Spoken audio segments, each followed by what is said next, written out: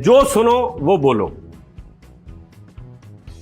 आपको एक हेडफोन लगाया जाएगा, अच्छा, उसमें आपको जो आवाज आए आपने वो बताना है कि जी मुझे ये कहा जा रहा है।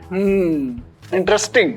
घटिया बंदा वेखना होवे ना किसी ने, ते फैसल रामे नूं वेख लवे।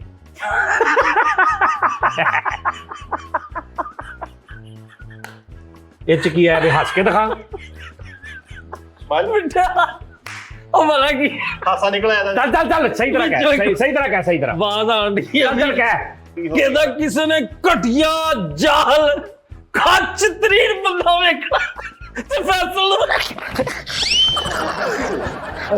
ਤੂੰ ਪਹਿਲੇ भाई ਉਹ ਵਿੱਚ ਵਾ कोई कसूर नहीं, ਵਿੱਚ ਵਾ ਜਿਵੇਂ ਪਹਿਲੇ ਗਏ ਉਂਝ ਕਹਿਆ भाई उसका कोई कसूर नहीं, जो इसमें से कहा गया वही उसने बोला। ਉਹ ਵਿੱਚ ਵਾ ਉਹਨਾਂ ਨੇ ਕਿਹਾ ਵਾ ਤੇ ਮੈਂ ਕਿਹਾ ਵਾ ਉਹ ਕਹਿ ਖੂਚ ਠਾਲ ਮਾਰ। ਮੈਂ ਫੈਸਲ ਨੂੰ ਤੈਨੂੰ ਕਹਿ ਦਿੱਤਾ ਮੈਂ ਕਿਹਾ ਵਾ